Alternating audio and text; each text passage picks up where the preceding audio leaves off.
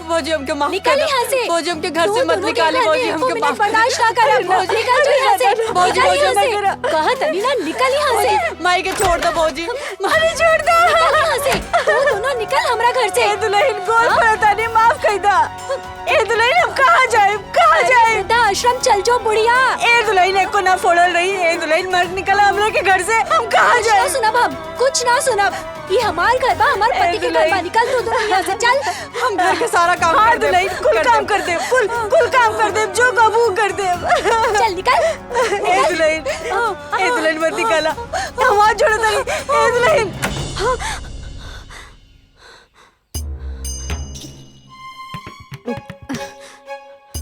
अम्मा जी, चाय।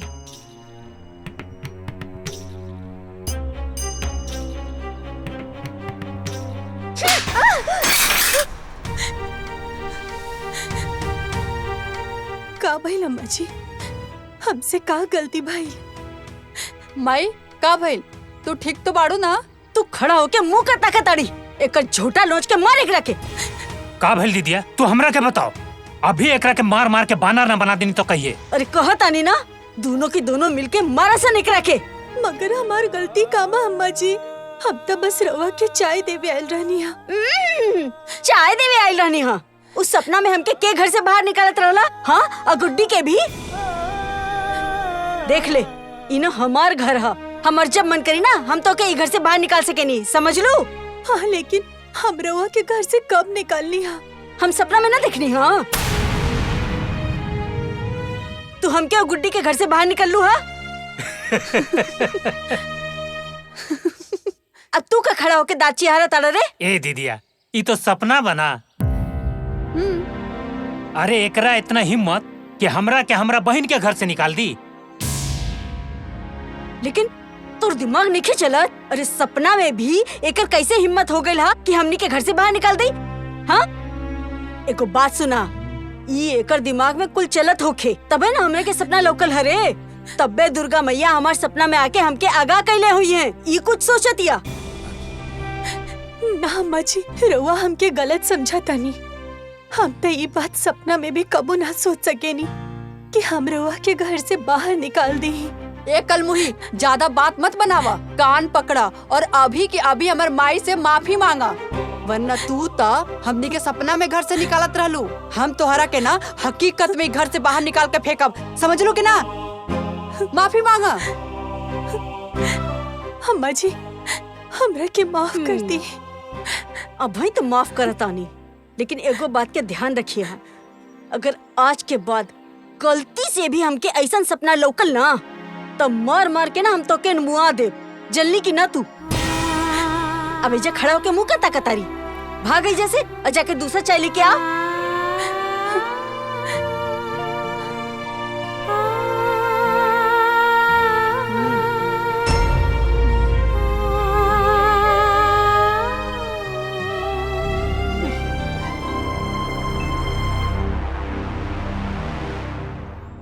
गोड़ लागतानी जी। खुश रहो। कैसन बाड़ू? हम ठीक बानी, रवा कैसन है? हमार का पूछा तारू, काम काज से फुर्सते न मिलेला।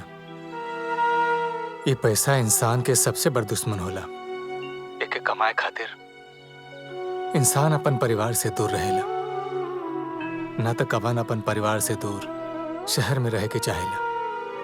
रवा के तो हम कितना बार कहले हैं कि रवा यहाँ आ जाए, और यहाँ आके थोड़ा बहुत काम धंधा ढूंढ ली और 2 रुपया कम कमाई तो एमे कौन बड़का बात बा बताई? बात तो तू ठीक कहता रो, लेकिन हमरा परदेश कमेला से हमार परिवार खुशी से रहेला, और हर इंसान के पहला फर्ज होला कि अपन परिवार के खुश रखे। खैर छोड़ा, बाकी घर में सब ठीक ठाक बानू? जी, वो दोनों एकदम ठीक है। कविता, हम बहुत खुशनसीब बाने कि तोहरा जैसन मेहरारू हमरा के मिलल, जे हमरा माई बहन के खुशी से रखेले। और हमरा उम्मीद बा कि तू एगो आदर्श बहू बन के रहबू। रवा एकदम चिंता मत करी, हम कबो भी रवा के कोनो शिकायत के मौका ना दे। अच्छा, अपन ख्याल रखियो, बाद में फोन करब। ठीक है जी।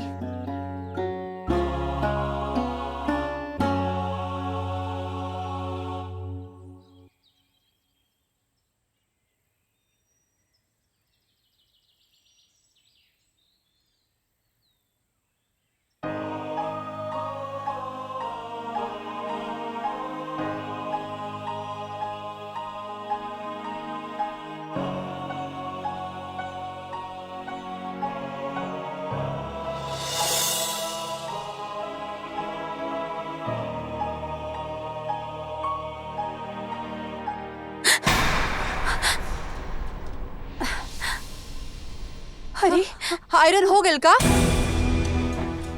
जला दिलस ना? ना ना बबनी हूँ, पता ना कैसे, लेकिन शायद गरम होखला की वजह से जल गई। तू हमार इतना महंगा कपड़ा जला दिलू? हाँ, हम सब जाना तनी, तू जानबूझ के कैलू है ना? तोहर आँख के काटा भइल बानी हम। का भइल भगनी? ये देखा, हमार इतना महंगा साड़ी जला दिलसी। रुका, हम माई के बुलाओ तनी। माई, माई। दीदिया, अरे चिल्लावा मत, आज हम एकर इलाज करब। देखा, ये हमार साड़ी जला दिया इतना महंगा। तोहर इतना हिम्मत हो गई बारे? हाँ, तो हमार बेटी के इतना बड़ नुकसान कैली। हाँ, देखा हम कैसे सिखावा तनी।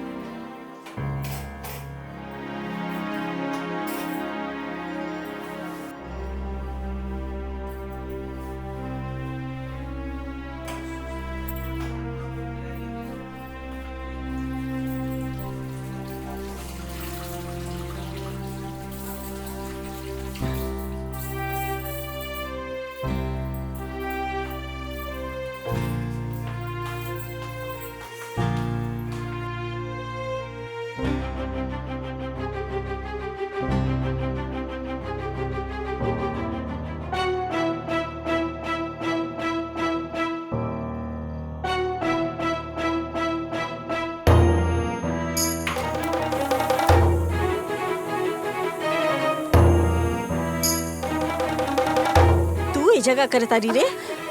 अरे माई, हम तो आराम से सुतर रहनिया, अब फिर अजीब तरीका के दुर्गंध आवे लागल हमके। दुर्गंध? कुछ महकत नहीं क्या कम आई तोहरा के?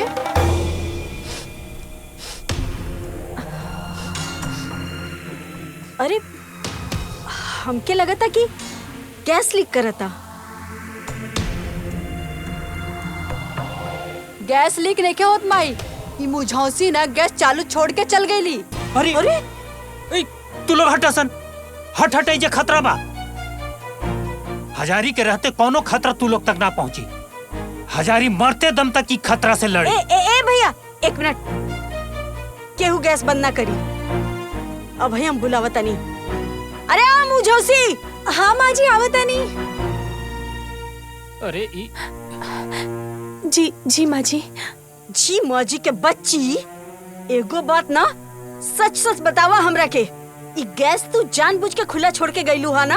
हाँ, ताकि ई गैस में हमनी के जल के मर जावल जा और तोर पोरा का पूरा रास्ता साफ हो जाए। ना माँ जी, रोवाइसन काहे कहा तनी बताई। हमार सास आई, जो हमार माई सामान।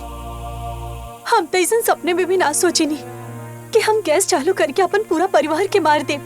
अच्छा, तो ये फिर गैस चालू करके तू हमरा हमने सबके बचावत रहलू है का? हाँ, तुहार ना सारा तिरिया चरित्र जाना तनी हम अच्छे से। गुड़िया, ऐसा मत बोला। हमके बहुत अच्छा से याद बा कि हम गैस बंद करके ही गए रहनिया। तो फिर ये गैस अपने आप चालू हो गई? हाँ, अपने आँख से देखनी हम आई। हाँ, और किचन साफ करके गई लिया और गैस चालू छोड़ के भाग गई लू, ताकि ये गैस पीछे से जरी और हमनी सब एक के साथ निपट जाये। बबनी, ऐसा अपशगुन मत बोला। तू काहे झूठ बोला ताड़ू? हाँ,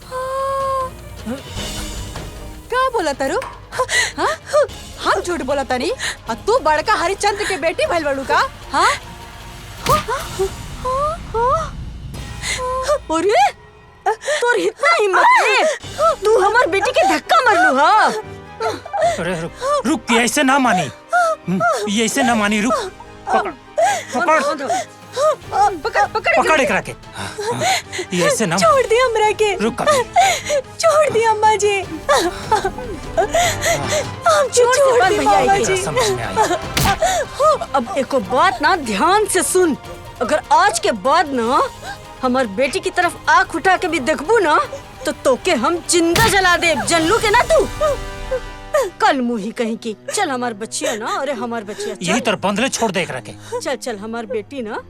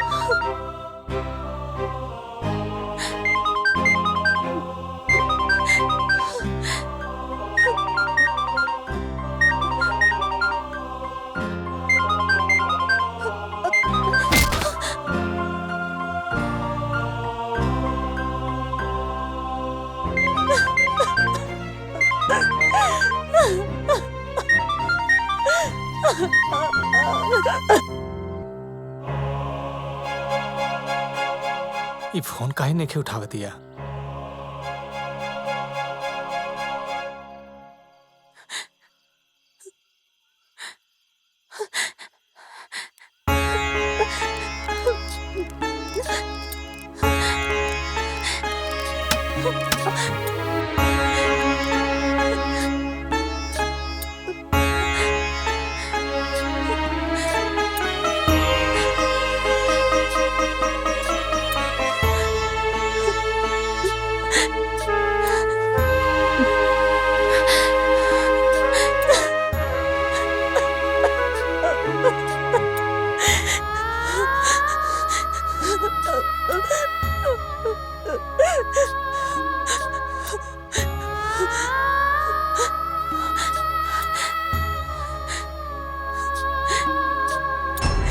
मामा जी हमारा हाथ खोल दी ना, हमके बहुत प्यास लागल बा। खोल दी ना मामा जी, मामा जी।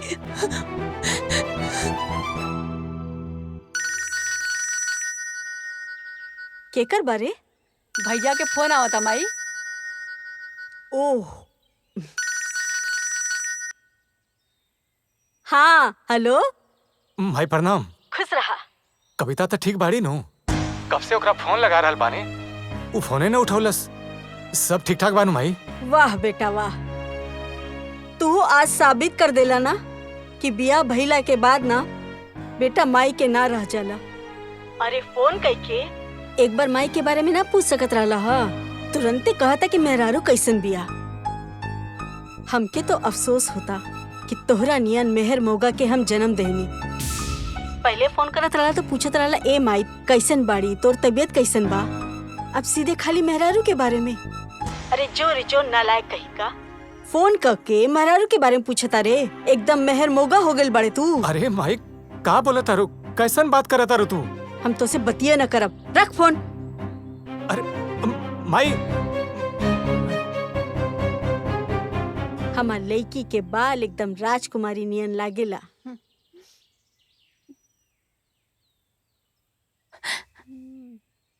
अम्मा जी हमारा हाथ खोल दी ही ना, हमके बहुत प्यास लागल बा। ओहो प्यास लागल बाटे? हाँ हाथ खोल दे, खोल दे।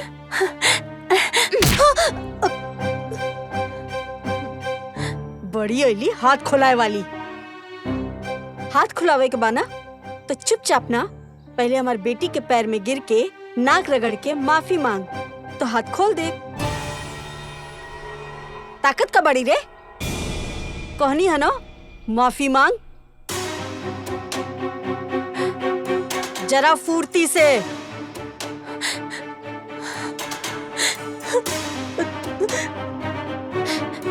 अब आगे से ऐसा गलती कबो ना हुई।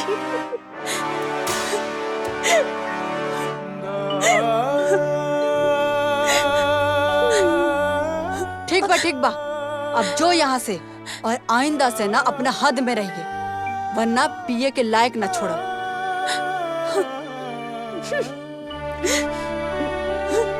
चल टेसुआ मत चुवावा, जा बैठ के चुपचाप जो जाके खाना बनावा। चल निकल यहाँ से, जाना।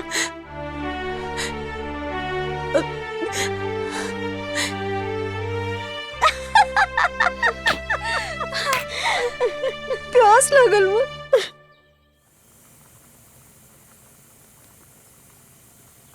थोड़ा सीजे दे। ए दीदिया, पहले तू सेब खो, फिर खाना बनाइए। काहे कि भूखे पेट अगर चक्कर खा के गिर गईले तो हम केकर सहारे जियब। हमर एकलौती दीदिया बड़ू, जिए के आधार। इले खो खो खो। तोहनी का हमरा कितना मानेला सन रे। माई, अब खीर पूरी के साथ गाजर के हलवा भी बना देना। हाँ दीदी। ठीक बा, बना दे। माँ जी, रवा लोग काहे खाना बनावतानी? हमसे एक बार कह देती ना तो हम खाना बना देती। एक काम करे ना, रवा लोग जरा हट जाए, हम तुरंत खाना बना दे। ए महारानी, तोहके ना ढेर अच्छा बने के कौनो जरूरत नहीं खे। हमनी के अपन खाना खुद बना सके नी जा। तू ना अपन फिकर कर, काहे कि तोके हम आज से अलगा कर देले बानी। काहे रोवा हमरा साथे मजाक करतनी माँ जी? का गलती भइल बा हमसे? तू हमार समझी ना लागेलू कि तोरा संगे हम मजाक करतानी। अरे जोन कहतानी ना ओके ध्यान से सुन। तोर आज से ना चूल्हा चौका हम बाहर कर देले बानी। एजा से निकल और भाग जो, जाके अपन खाना बाहर बनाओ। और हम हमार मामा ना हमार माई के सेवा खातिर ना काफी बानी। अब तो हार कोनो जरूरत नहीं है। और न तका हम सब हड़िया बर्तन धो दे।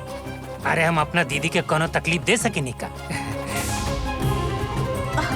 वो सब तो ठीक बा भैया, बाकी ई मनूज के एजे से हटाओ। ई रही ना तो हमार सब खाना खराब हो जाई। भगाओ एके। अरे जो ना एजा से ना सुन ले, चल निकल। ना जाए, रुको। हाँ जो खींच के बाहर निकाल दे। हाँ, गुड़िया एके सीधा कर दे। बबली, चल चल।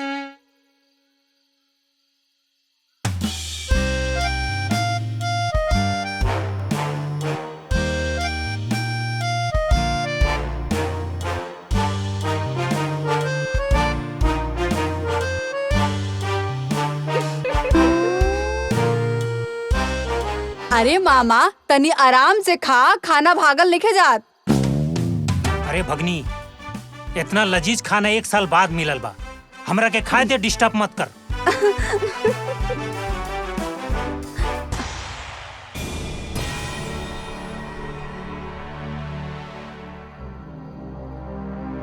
ये कुल बन्नी फिर से आके खड़ा हो गई। भगावा सा नहीं जैसे। कहाँ गलती हो गई हमसे? अगर हमसे कोनो भी गलती हो गई, हम हाथ जोड़ के माफी मांगतानी। रवा का हफ्ता हम पैर भी पड़ ले, लेकिन हमरा साथे ऐसा फर्क मत करी अम्मा जी। ना तो उनका के पता चली तो उनके बहुत दुख हुई। सिर्फ इतना ही ना, वो हमसे हमेशा कहत रहनी कि हमार माई और बहन के ख्याल रखिया। ए चुप कर। यहाँ खड़ा होके ना ढेर इमोशनल ड्रामा मत कर, जल्दी के नहीं। तोके हम एक बार कह चुकनी ना कि हम तोके ई घर से अलगा कर चुकल बानी। अब के का सोचेला के ना सोचेला ना, ओसे हमके कुछ फर्क ना पड़ेला। अलगा कर देनी मतलब कर देनी। निकल यहाँ से। हाँ ना, तू देखत बाड़ू ना माई, तोहरा से के तरह बतियावतिया जैसे कुंदन भैया के पता लागी उनके कितना तकलीफ हुई। अरे ऊ कोनो श्रवण कुमार बने का, दिन भर मेहरारू के फोन करेले। अरे माई के हाल चाल के कब खबर लेवेले। अरे हमके तो अफसोस होता कि हम ऐसन मेहर मोगा के जन्म देनी। अरे खाना में नजर मत लगाओ, खाए दे। देख, हम तोके ई घर से अलगा कर चुकल बानी, तो बेहतर होई ई घर से निकल और जाके अपन खाना अलगा बनावा।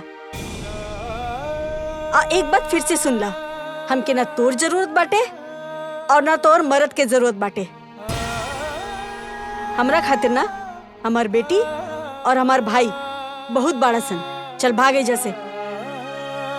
अरे खाए दा।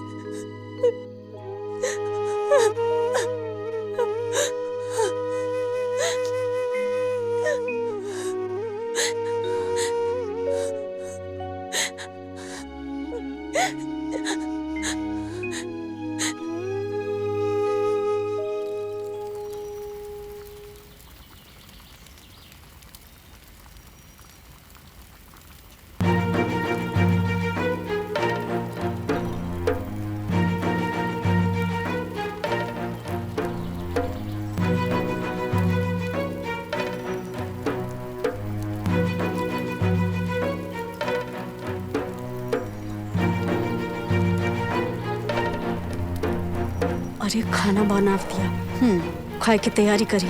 चलो हमनी के कुछ करे के पड़ी। चलो चलो।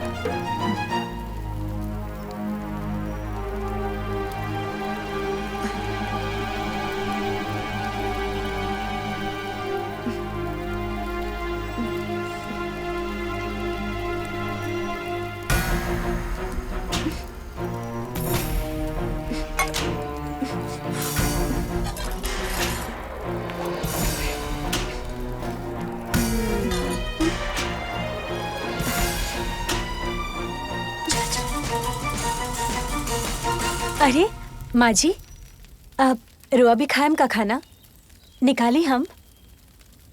अब भाई ना हमार इतना बुरा दिन नहीं खेआइल कि भिखारिन के संगे खाना खाई हम। अब चल माई, आज ना पनीर पुलाव बनावल जाए। पनीर पुलाव, चल।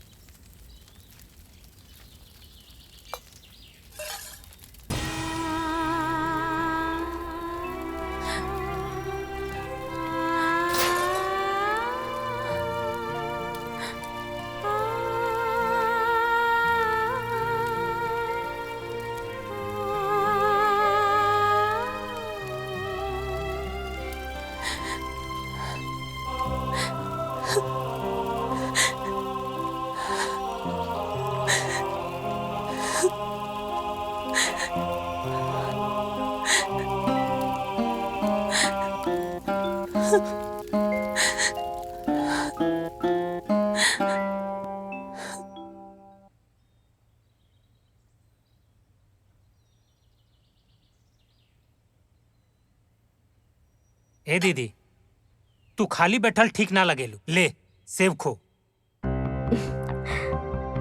हम कितना भाग्यशाली बानी ना कि हमके तोहरा जैसन भाई मिलल।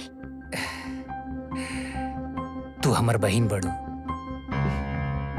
हम तोरा लागे खाली बस तोर सेवा खातिर बनी।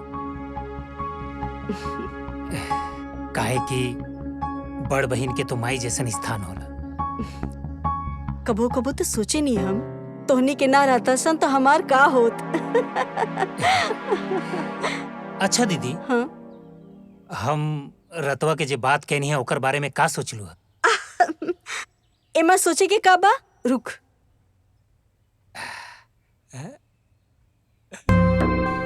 हाय ला, पूरा 2 लाख रुपया रख। खूब मन लगा के अपन बिजनेस कर, और भविष्य में भी कोनो जरूरत होखे तो निसंकोच होके मांग लिहा, समझिया मत। अरे ई कुल हमार संपत्ति तोर और बेटी खातिर ना बा, बाकी दूसरा के हमार संपत्ति पे कोनो हक नहीं खे। ए दीदी, कबो कबो लगेला ना कि दीदी के रूप में तुम आई बढ़ो।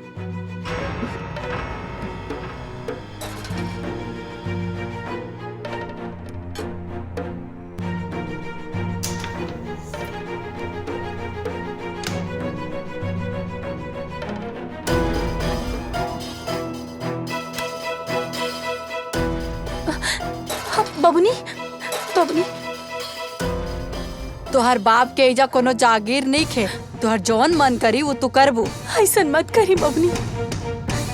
2 दिन से हम कुछ नहीं खइले। तनी हमरा ऊपर रहम करी, दया करी। हमके बहुत भूख लागल है, हम भूख से मरल जातनी।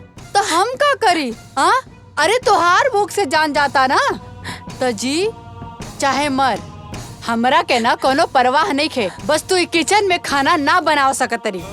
तोहरा खाना खाए के बना तो बाहर जा, ईटा और लकड़ी जोड़ के चूल्हा पे खाना बनावा, समझ लो कि ना? माई एक बात बतावा, जब तू भौजी के अलग कर दिले बड़ू ना, तू हमनी के राशन में से काहे खाना बनावतिया? हाँ, जाके समझावा ओके, वो हमार बात लेके सुनतिया। अब वो समझौला से ना समझी। आज ना ओकर हम ऐसन खबर लेब ना, ओकर हिसाब करके रहब। अरे दीदी, ए दीदी, ए दीदी का भाई? अरे ए दीदी, माई, अरे का भाई? माई, माई, माई,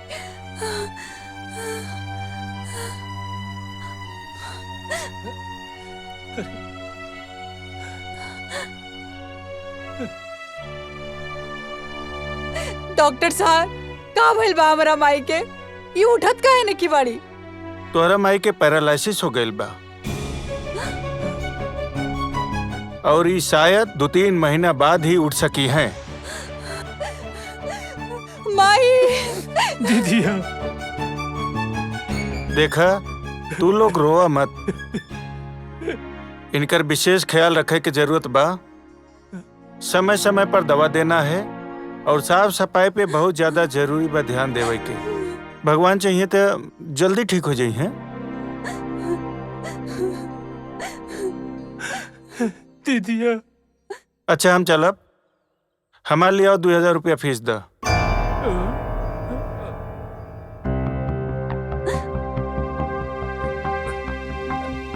का बात करते नहीं डॉक्टर साहब?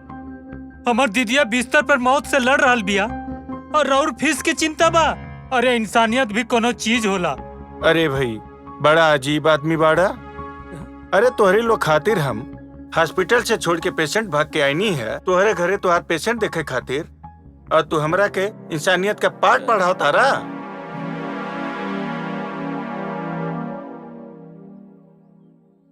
लावा फीस लावा। थैंक यू, और इनका ध्यान रखिए।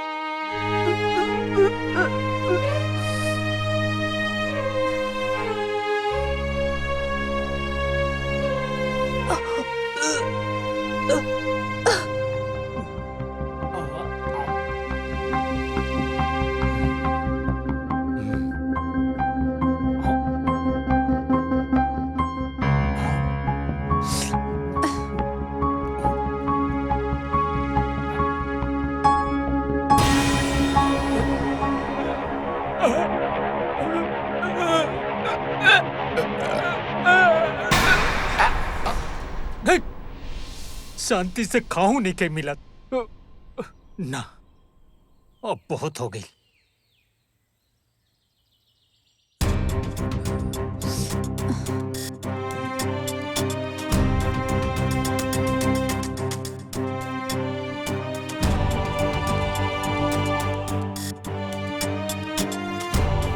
ए भगिनिया, तोर मामी के बड़ी तबीयत खराब बा, हमरा जाए के पड़ी।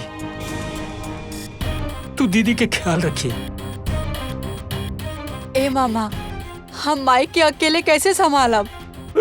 अरे ये हालत में तो हमरा छोड़ के जाए के मन नहीं के करत, लेकिन का करी, मजबूरी बा। तू संभाल लिए। मामा रुको।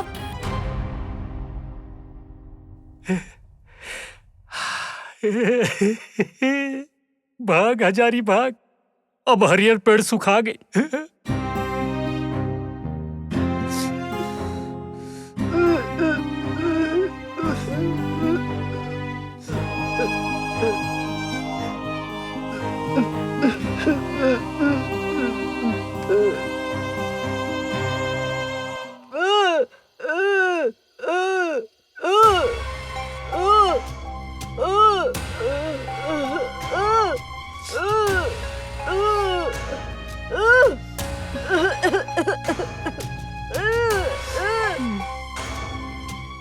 अब हमसे ना हो पाए, अब बहुत कलिहनी तोहर सेवा।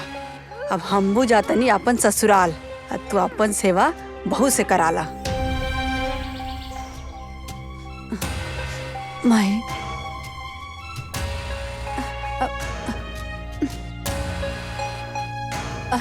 माई, ओ हमरा के ना तोहसे कुछ बात करे के बा। माई हमरा के ना माफ कर दिया। हमार बस चलित ना माई, हम तोहर खूब सेवा करती, तोहर खूब देखभाल करती माई, लेकिन हम का करी माई, ससुराल में ना तोहर दामाद के ऊपर बहुत बड़का मुसीबत आ गई बा। हमके तुरंत ना यही समय अभी निकले के पड़ी। का करी माई हम? माई तू कहीं ये मत समझिया कि तुहार बेटी तुहार देखभाल करे के चक्कर में भाग गई। हमार बस चलित न माई, तो हम तो अपन जान लुटा देती अपन माई के खातिर, लेकिन हमार किस्मत देखा, हमार हाथ से हमार माई के सेवा छीन गए। माई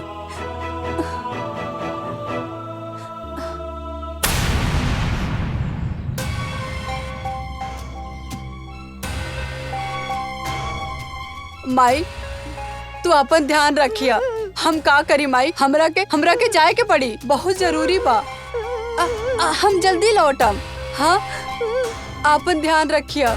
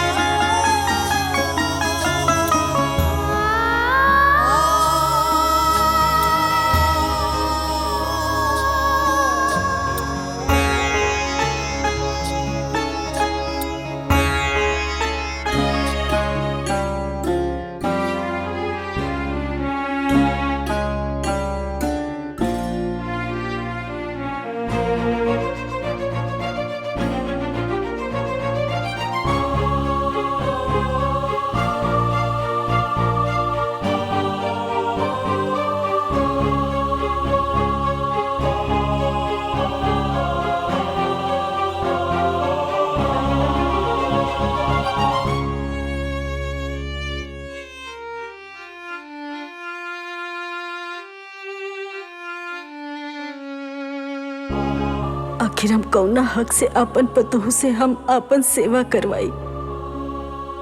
हम आखिर कौन नेक कर्म कैले बानी जो हम अपन पतोह से सेवा ली? हम कौना मुंह से ओकरा ऊपर अपन अधिकार जताई? हमार पाप माफी के लायक नहीं खे।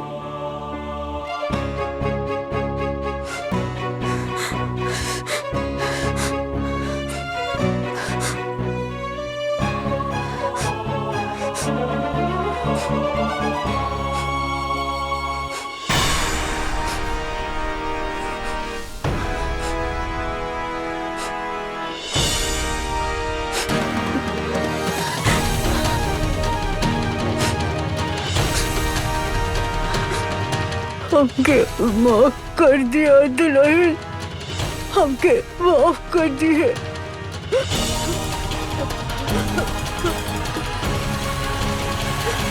अम्मा जी,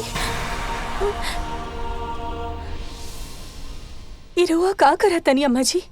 ना दुल्हन, हमके मर जाएगा। अरे हम तोहरे से सेवा करवाए लायक नहीं थी। हम तोरा ऊपर कितना जुल्म कैली, हमरा कोनो हक नहीं खे तोरा से सेवा करवावे के।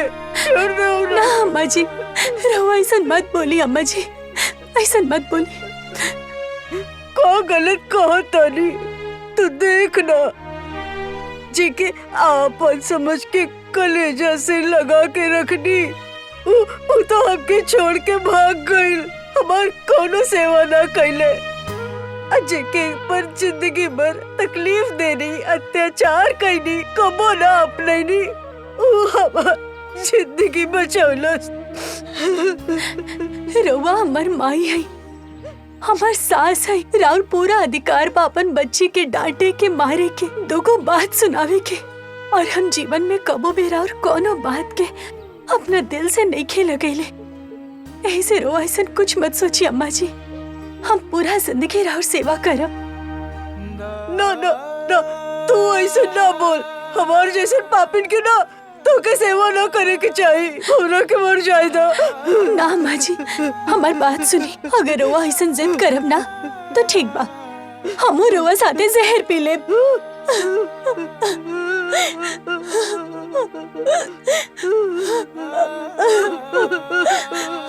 अम्मा जी।